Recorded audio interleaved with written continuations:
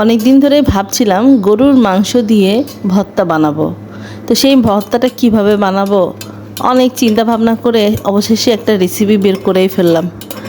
চলুন দেখে নিই কীভাবে গরুর মাংসের ভর্তা করা যায়। আসসালামু আলাইকুম, সকলকে স্বাগতম জানাচ্ছি সারাজ ব্লগ থেকে আমার নতুন আরেকটা ভিডিও দেখার জন্য। তো প্রথমে আমি একটা প্রেশার কুকার নিয়ে নিলাম। প্রেশার কুকারের মধ্যে শুকনো মরিচ দিয়ে সেটাকে ভালো করে টেলে নিলাম, আর দিয়ে দিলাম একটু সরষের তেল। তার মধ্যে দিয়ে দিলাম একটা গোটা কাঁচা কলা ছালসহ। এই খোসাসহ দিলেই টেস্টটা বেশি হবে, খোসা ফেলার কোনো প্রয়োজন নাই। এবং খুব ভালো করে সেটাকে একটু ভেজে ভেজে নিচ্ছিলাম। ভেজে ভেজে নেওয়া হয়ে গেলে আমি এর মধ্যে দিয়ে দিলাম বুটের ডাল। 1 কাপ পরিমাণ বুটের ডাল আমি দিয়ে দিয়েছি এর মধ্যে। একটা গোটা কাঁচা কলার সাথে 1 কাপ পরিমাণ বুটের ডাল, যেটা খুব ভালো করে ধুয়ে আমি পানি ঝরে নিয়েছি এবং কিছুক্ষণ ভিজিয়েও রেখেছিলাম।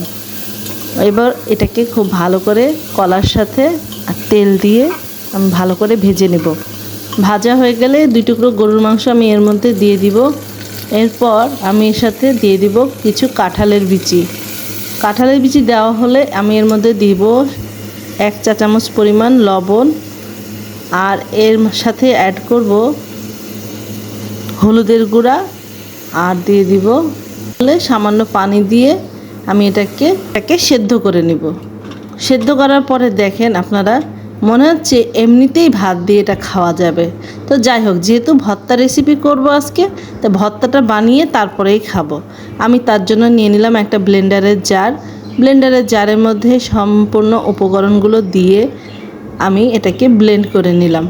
ব্লেন্ড করার পরেও দেখেন এত সুন্দর একটা চেহারা আসছে, মনে হচ্ছে এমনি এমনিই খাওয়া যাবে। আসলেই তাই, এর মধ্যে সম্পূর্ণ উপকরণগুলোই আছে যা খাওয়া যাবে। তারপরেও একটু আমি নতুনত্ব নিয়ে আসার জন্য এটাকে আমি করলাম, একটা কড়াইতে সরিষার তেল নিলাম আবারও। তার মধ্যে দিয়ে দিলাম পেঁয়াজ কুচি। পেঁয়াজ দেওয়া হলে দিয়ে দিব কাঁচামরিচ। কাঁচামরিচ দেওয়ার পরে থেকে ডিপে রাখা কয়েক কোয়া রসুন থেতো করে দিয়ে দিলাম, আর দিয়ে দিলাম 1/2 চা চামচ পরিমাণ কালো জিরা। খুব ভালো করে এটাকে আমি তেলে নিলাম।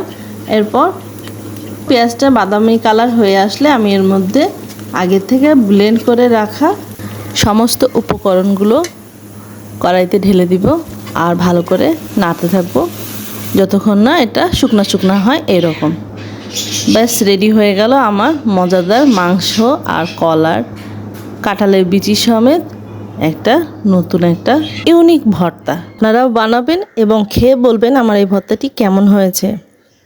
আমার এই ভিডিওটি যদি আপনাদের ভালো লেগে থাকে তাহলে একটি লাইক করবেন, কমেন্ট করবেন এবং শেয়ার করে দিবেন কাছের বন্ধুদের কাছে।